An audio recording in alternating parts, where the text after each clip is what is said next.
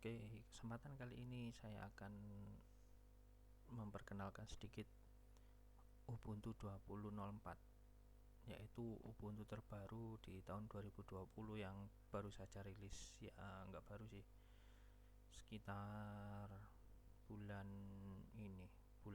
Maret, antara Februari sampai Ubuntu sendiri. Ini banyak aplikasi bawaannya banyak, tapi ada beberapa yang saya install sendiri kayak AnyDesk, Chromium, FileZilla, Genie. Ini saya install sendiri. Nah, kebetulan ini masih baru saya install komputernya. Jadi saya akan sedikit mengenalkan bagaimana sih hebatnya Ubuntu 20.04. Bukan hebatnya, fungsi yang asik di Ubuntu 20.04 daripada distro yang lain. Ya, banyak sih distro-distro yang bagus juga, tapi kalau untuk pemakaian sehari-hari atau umum ya Ubuntu 20.04 ini lumayan. Kita ketik Ubuntu di sini. Nah, di sini langsung ada penjelasan. Kaila. Ubuntu bahkan salah satu distribusi ya pindah sendiri. Nah, pindah sendiri dia. Nah, Ubuntu merupakan salah satu distro Linux yang berbasis Debian dan didistribusikan sebagai perangkat lunak bebas. Ubuntu ditawarkan dalam 3 edisi resmi: Ubuntu untuk komputer pribadi, untuk server dari komputer awan atau cloud ini. Jadi untuk komputer pribadi atau desktop, Ubuntu server untuk server dan komputasi awan, dan Ubuntu Core untuk internet untuk segalanya. Ini sebenarnya bahasa Inggrisnya Internet of Things sih, ini diterjemahin aja. Nah, kita lihat ya di websitenya. Kalian bebas untuk download di sini. Nah, ini kebetulan yang saya pakai. Nah, kecanggihan teknologi Ubuntu ini udah lumayan kompleks ya. Mulai dari aplikasi Office juga ada di sini gratis, tinggal pakai Office ini. Ini LibreOffice Writer, Impress. Terus yang ini untuk database, kalau yang ini Calc atau Excel, tinggal pakai kayak gitu. Nah, di sini ada cloud. Nah, di sini cloud ini kayak gimana? Nah, contoh kalau kalian pernah main ini main VPS, kalau pernah ya, Virtual Private Server. Nah, itu dia komputernya ada di cloud. Nah, di awan sebenarnya sih ada di satu kota atau di tempat penyelenggara atau vendor gitu ya. Di cloud itu isinya berbagai macam komputer server yang dijadiin satu. Internetnya itu yang connect di server tersebut udah gigabitan semua.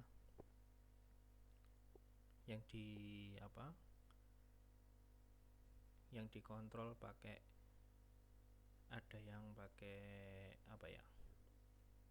contohnya itu VirtualBox mungkin, atau apa gitu, tergantung vendornya pakai apa gitu. Nah, kalau ini server untuk server website, ini juga bisa buat server website. Tapi bedanya cloud sama yang server ini, kalau ini kita sewa cuma jasanya aja, tinggal kita pakai servernya, kita tinggal request RAM-nya berapa, prosesornya berapa, jadi nggak perlu repot untuk cari hardware-nya.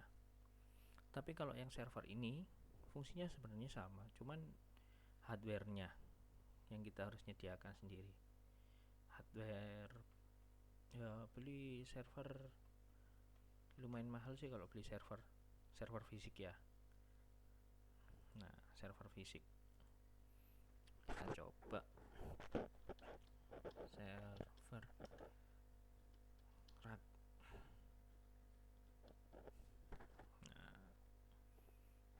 ini server rack. Nah kayak gini nih, kita lihat di gambar ini dong.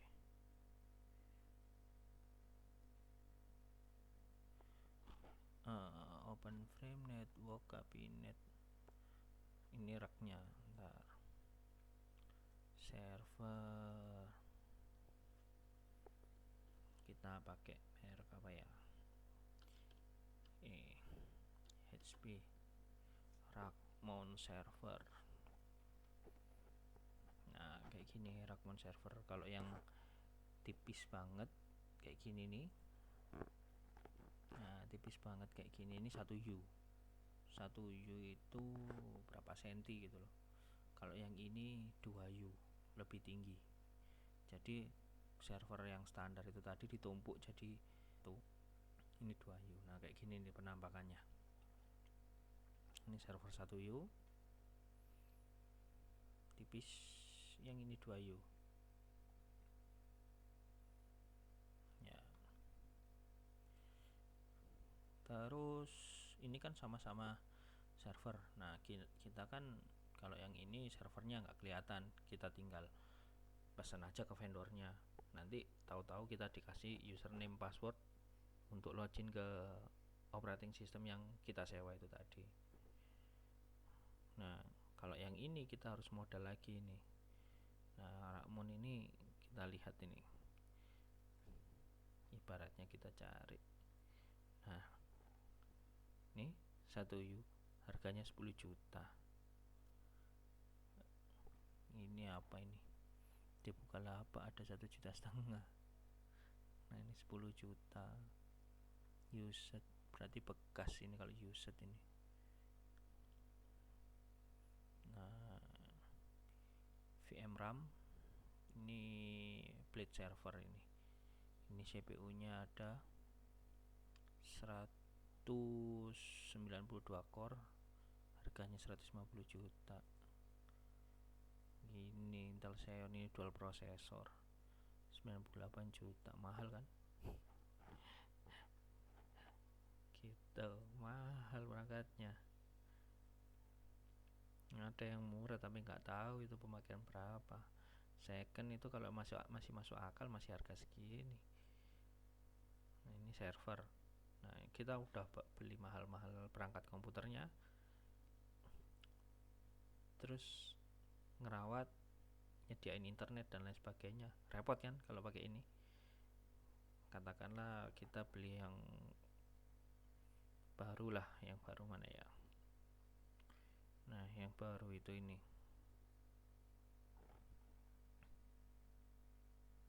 beli satu gratis satu, 8,5 juta. Pokoknya yang masih masuk akal itu harganya ini masih beres lah barangnya. 30 juta 40 juta ini masih oke. Karena kondisinya kalau 3 juta entah nggak tahu itu tahan berapa lama. Nah ini ada yang apa, server desktop, jadi kayak PC desktop berdiri gini tapi dia bentuknya kotak. Kalau ini sih biasanya buat nyimpen data kayak cloud, kayak Google Drive gitu, tapi buat di tempatnya sendiri. Nah ini server. Oh ya, untuk softwarenya server sendiri tampilannya kayak gini. Image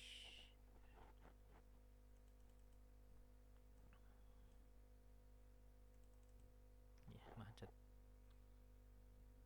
Untuk server,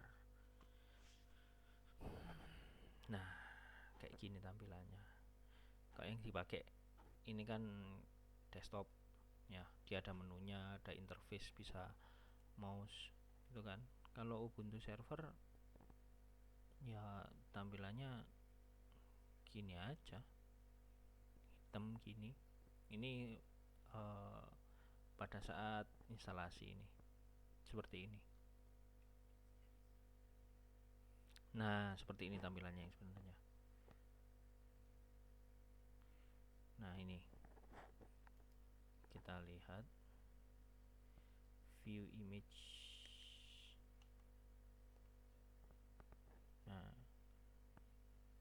punyanya Softpedia ini. Nah di sini kayak gini nih tampilannya Ubuntu server. Memorinya berapa, swapnya berapa, IP-nya berapa, ini kelihatan. Ada berapa proses. Nah ini ada semua di sini. Cuman dia nggak ada tampilannya apa-apa, hitam sama teks gini aja.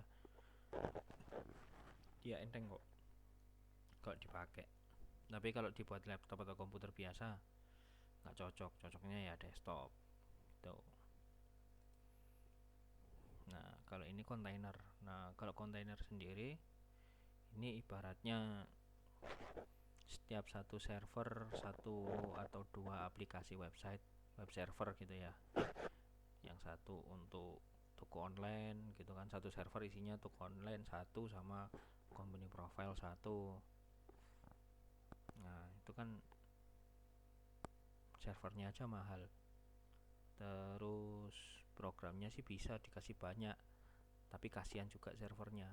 Kalau mamanya speknya kecil, ibaratnya cuman 4 core atau 8 core aja kurang efektif gitu loh.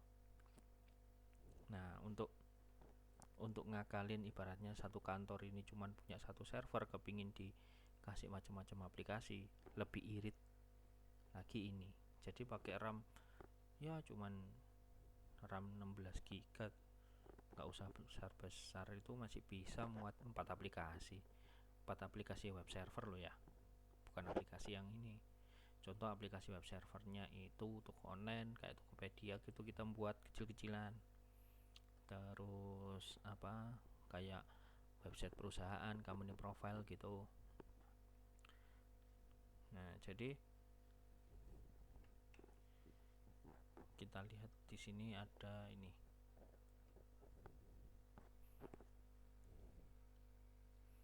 Contoh kontainer yang dipakai di situ itu Docker.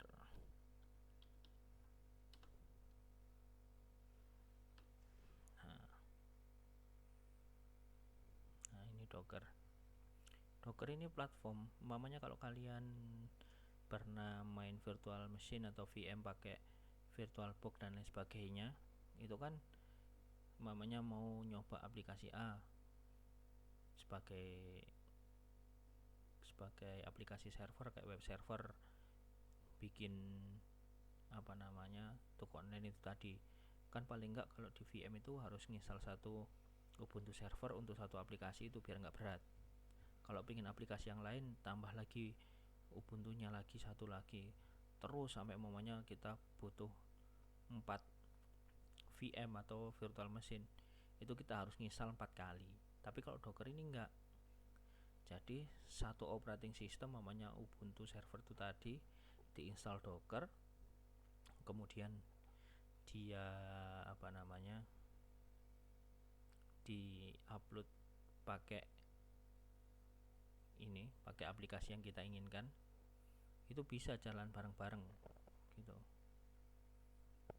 Nah, coba kita lihat di sini ya. Environment container. Nah, seperti ini. Nah, Docker itu jalannya seperti ini. Tak cariin yang lebih jelas. Nah, ini ya. Nah, kalau ini kan virtual machine. Nah, ini infrastruktur, ini komputer, hypervisor ini operating system atau virtual box-nya. Ini komputer entah itu Windows, entah itu Linux, ini kan infrastruktur.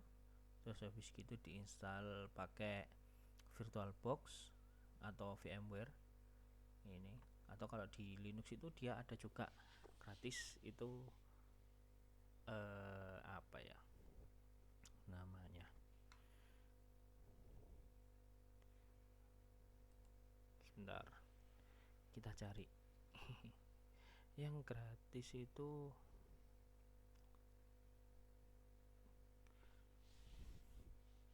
KVM. Nah ini kernel based virtual machine, ya sama sih kayak VirtualBox, cuman dia dibangun di Linux ya. Ya, ini KVM Linux. Nah, kernel virtual machine, nah, bisa diinstal gini-gini ya. Nah, tampilannya KVM seperti ini. KVM,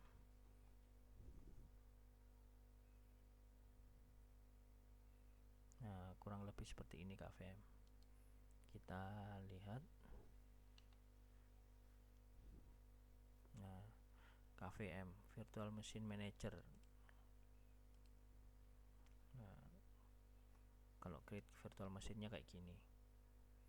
Nanti kapan-kapan kita bahas KVM itu seperti apa ya. Nah, ini KVM. Kalau Docker sendiri seperti ini. Ini kan KVM ya, atau VirtualBox atau VMware. Nah, jadi habis diinstal Linux atau Windows, di sini diinstal VirtualBox atau VM atau KVM itu tadi. Nah, ini diinstal lagi. Umpamanya ini Windows, ini diinstal Ubuntu, yang ini diinstal Linux Mint, yang ini diinstal Debian gitu kan. Nah, masing-masing kan punya ini OS masing-masing. Ini Ubuntu, Linux Mint, ini Debian gitu kan. Nah, setiap virtual machine dikasih satu aplikasi biar nggak berat, satu aplikasi biar nggak berat, satu aplikasi biar nggak berat. Nah, ini biar apa? Nah, biar nggak terlalu ngoyoh ini, apa namanya, cache operating systemnya. Karena apa? Cache operating systemnya ini ibaratnya ngekos atau ngontrak di hypervisor, ngontrak di mana namanya, KVM dan lain sebagainya. Jadi VirtualBox itu kayak ini, bikin satu kontrakan, dibikin 1, 2, 3 rumah, masing-masing orangnya berbeda. Nah, kayak gini virtual machine. Ibaratnya satu lahan kontrakan dibikinin rumah satu-satu. Kan habis itu nanti lahannya. Ini terbatas. Nah, kalau apa namanya, kontainer kayak gini. Oh, ini ada padu padannya ini. Bentar. Nah, ini.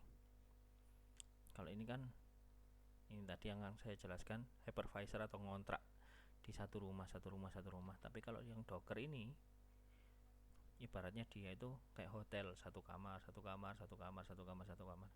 Jadi kapasitasnya sama. Di sini mamanya prosesor 8 core atau 4 core, RAM 16 GB, pakai hypervisor, dia cuma bisa nampung 3 atau 4 aplikasi. Itu udah panas itu komputer. Nah, kalau yang di sini bedanya adalah infrastrukturnya sama, 4 core atau 8 core. Kemudian 16 GB, ini host operating systemnya itu entah itu Ubuntu, entah itu Linux yang lain gitu kan. Nah, di atasnya diinstal Docker. Docker ini kurang lebih kayak virtual machine atau kayak hypervisor yang lain lah gitu. Nah, ini ada Docker. Nah, di Docker ini dia nggak perlu cache operating system, dia langsung bisa dipakai di sini. Aplikasi ini tinggal tempelin. Nah, umpamanya yang di sini butuh web server Apache, yang di sini bisa di host operating systemnya diinstal Apache, terus kemudian dihubungkan ke aplikasi A.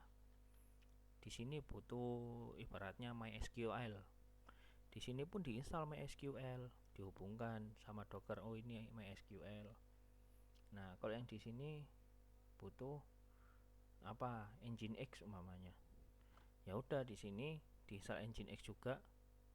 Kalau nggak salah bisa, kalau nggak salah ya, 2 web server gitu ininya, apa namanya, 2 sistem gitu, dan nanti di forwardin ke sini gitu sih. Tapi kalau seumpamanya satu cache operating system isinya 2 apa namanya, 2 web server, biasanya crash. Nah, sini bisa kok. Ada yang sampai web server itu macam-macam gitu. Yang ini tuh ke online umpamanya, yang ini tuh ke online, yang ini untuk sistem pembayaran sekolahan, kalau yang ini untuk apa, website kayak pembelajaran gitu, yang di sini apa dan lain sebagainya. Jadi dia nggak perlu install Guest OS lagi kalau pakai kontainer, cukup satu aplikasi kontainer, nggak perlu ISO untuk Ubuntu dan lain sebagainya diinstal lagi di sini, tinggal tempelin aja. Jadi kebutuhan ekosistem yang ada di sini itu langsung ikut ke sini yang ngatur, Docker yang ngatur. Nah, kurang lebih seperti itu kalau kontainer ya. Bedanya di situ sama VM atau virtual machine. Nah, di desktop. Nah, desktop sendiri kan yang kayak saya pakai ini. Nah, bisa buat ngetik, bisa buat presentasi dan lain sebagainya. Kalau buat ngetik kayak gini.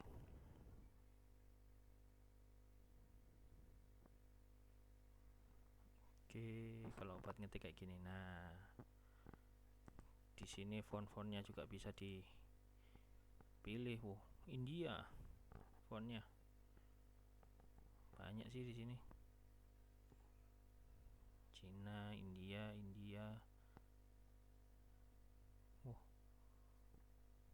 Fontnya kok banyak yang India ya. Nah, harus download sendiri nih fontnya, gratisan. Bisa diupload di sini. Ini enak, sudah buat ketik, tinggal pakai, nggak perlu lisensi, nggak perlu bayar apa,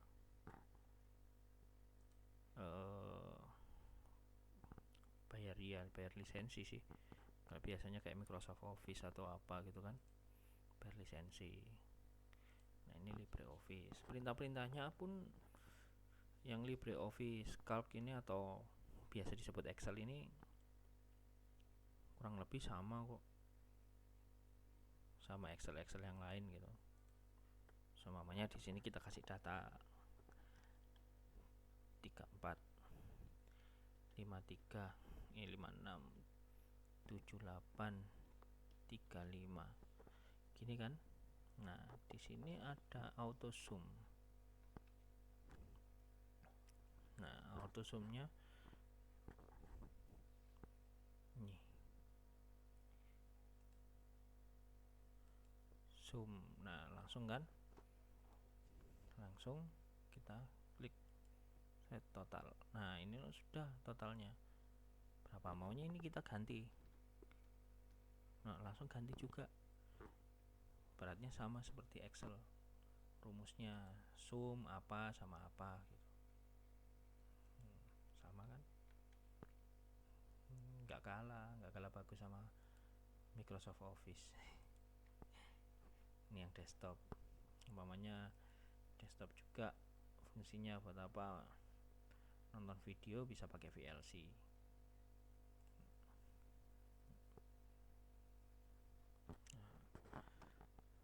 Nah, nonton video bisa pakai VLC di sini ya. Nah, VLC-nya ini, VLC-nya sudah terbaru. Nah, sudah terbaru tuh desktop ya, kayak kalian pakai ini lumayan enak lah. Tapi pingin aplikasi apa ya tinggal nambah-nambahin aja sih gitu. Nah, atau lebih sering lagi, kalau saya itu paling seneng pakai terminal gini. Kayak terminal gini, katakanlah mau kita update untuk PT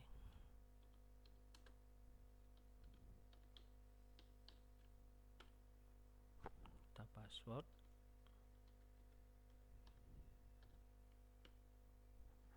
Nah, ini jalan. Jadi cara nginstal atau cara ngupdate operating sistemnya seperti ini. Nah,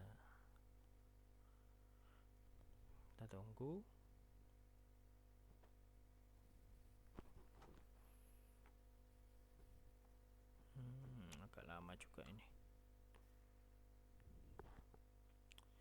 Oke, baca.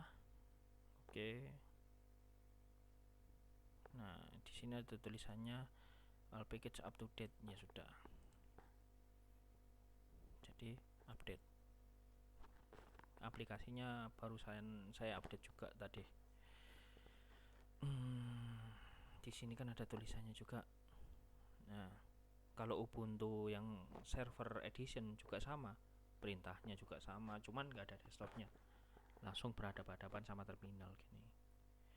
Nah, contoh lagi ini kan hit apa, get apa ini kan. Nah, di sini ada alamat-alamatnya id.id, id.archive, id.archive. Nah, ini berarti servernya ada di Indonesia. Gitu. Ini servernya ada di Indonesia. Kalau yang ini kan seumpamanya ini ada aplikasi yang perlu diupdate. Berarti kita harus masukkan perintah ini. Ini saya ajarin update dulu ya.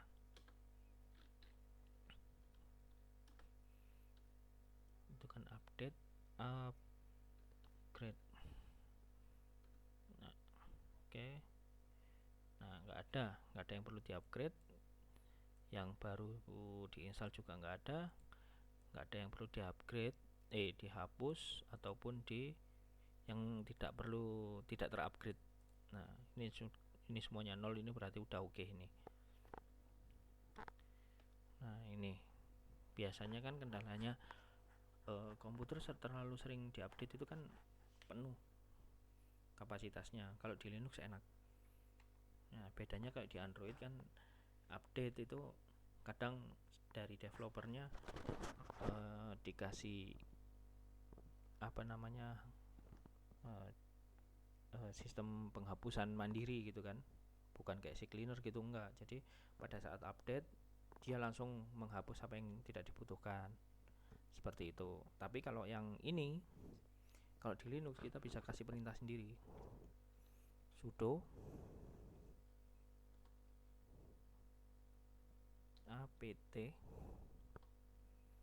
auto remove. Nah, ini untuk men-scan kayak sampah-sampah yang terinstal atau apa. Nah, ini biasanya kalau habis diupdate, habis update, upgrade, kemudian kita jalankan auto remove, itu aplikasi yang lama-lama itu otomatis dihapus sama dia di sini. Biasanya itu habis update itu kan ada sampahnya 300 MB atau berapa, kan ini lumayan kalau maunya dihapus itu. Kemudian apa lagi ya keunggulan di Ubuntu ini? Nah, IoT. Nah, IoT sendiri ini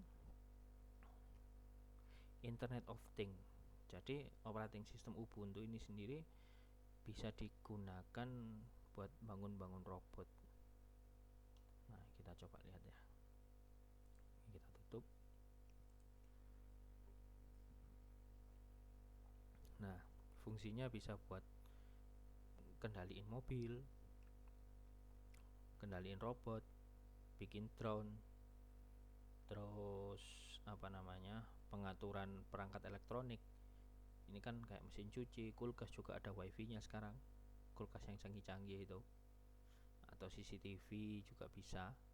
Nah, kalau CCTV itu kayak yang ini, network. Nah, ini yang pakai perusahaan-perusahaan IoT yang bikin IoT-nya mereka itu pakai Ubuntu itu, ini mereknya Samsung, Qualcomm, Intel. Nah, ini dia juga bisa digunakan di mana aja sih. IoT, robot, otomotif, gateway, digital signage. Nah, kayak ini kan di mana keberangkatan, di mana ini, kayak mamanya kalian lihat papan jalan Videotron di jalan-jalan itu kan ada petunjuk hati-hati, ada apa gitu kan, di tengah jalan itu biasanya ada itu. Nah, di Videotron yang khusus untuk penunjuk jalan bisa digunakan ini. Ini juga IoT. Kayak di sana macet, butuhnya seperti apa, butuh waktunya seperti apa. itu kelihatan di situ. Itu juga IoT, penunjuk jalan seperti itu. Nah, kayak drone, kayak merek-merek drone yang terkenal itu semua juga rata-rata pakai Ubuntu. Nah, kalau gateway ini biasanya dibuat untuk smart home atau perangkat-perangkat network yang kayak perangkat wifi yang di rumah, itu juga basisnya Linux. Perangkat-perangkat network itu rata-rata basisnya Linux. Nah, kalau otomotif itu kayak mobil-mobil yang canggih-canggih ya, kayak BMW, Mercedes dan lain sebagainya, yang dia ada sistem komputernya. Nah, ini ada mereka pakai Linux, pakai Ubuntu.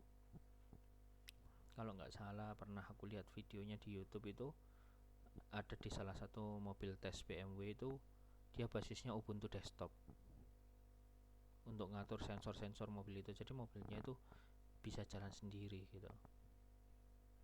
Jadi di remote pakai handphone, mobilnya datang nyupirin, jadi nggak pakai supir, belok-belok sendiri, parkir sendiri gitu.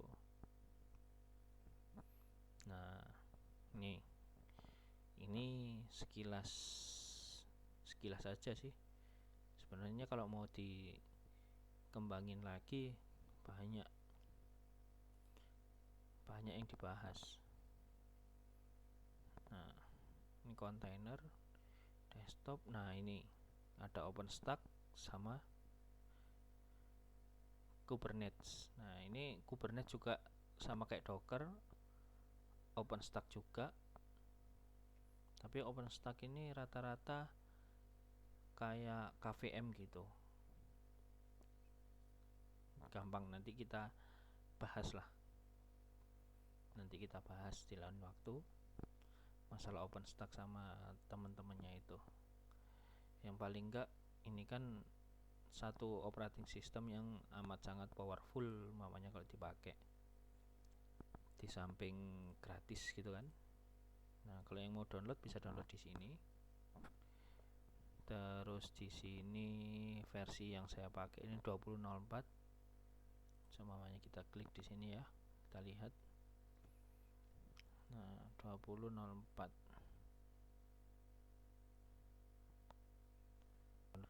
2,5 giga.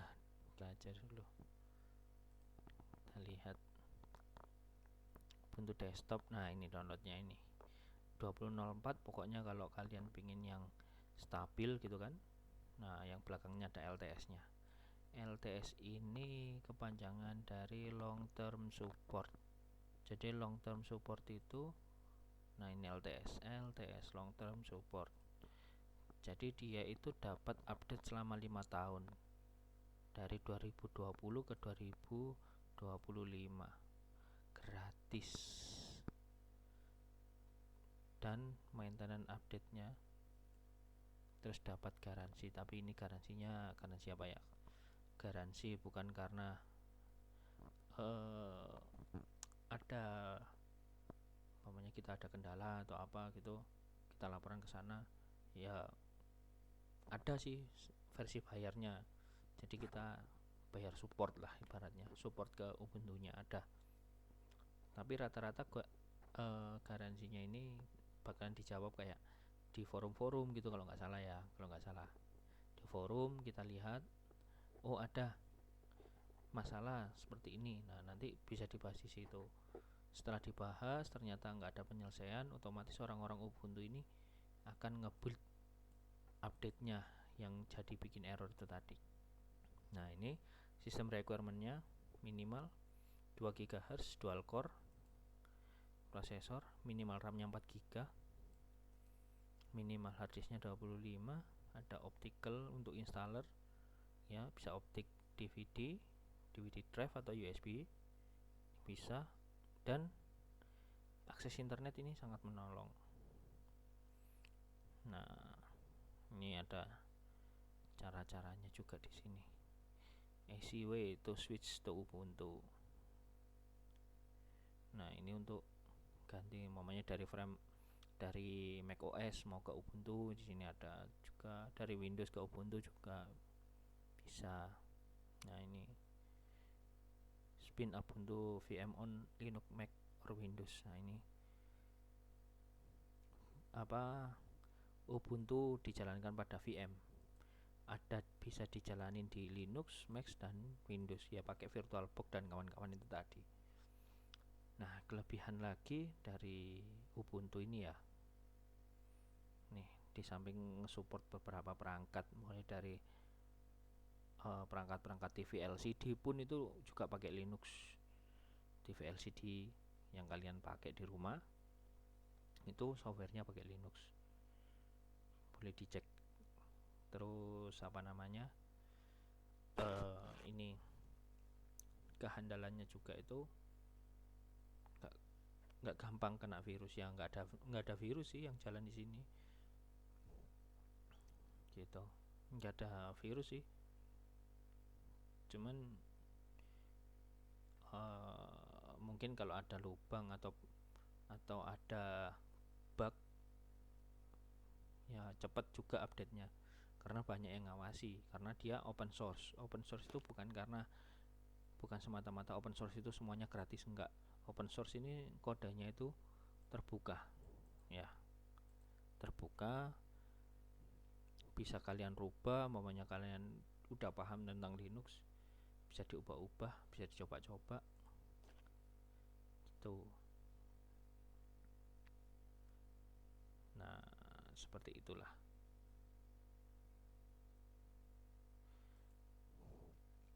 Nih keren juga.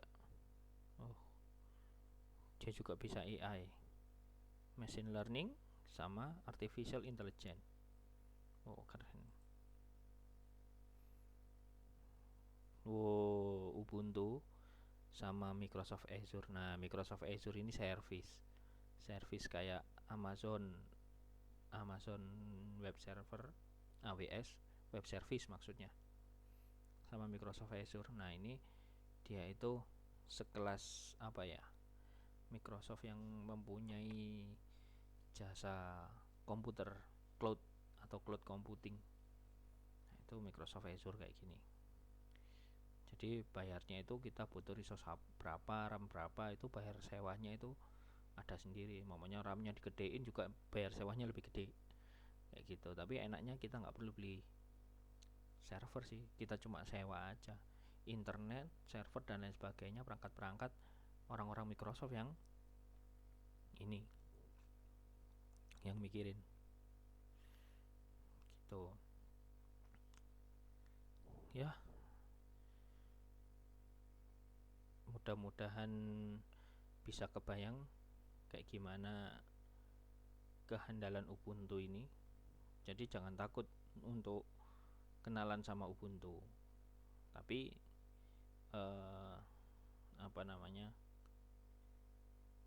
kalau pingin imigrasi dari Microsoft ke Ubuntu, kita perlu hati-hati pada saat instalasi. Karena apa? Salah sedikit ngelangkah instalasi Linux itu urusannya data hilang semua. Data yang di C, D atau yang apapun, kadang satu harddisk hilang semua, udah nangis. Nggak karu-karuan data hilang. Kapan-kapan juga kita akan bahas gimana sih cara install Ubuntu yang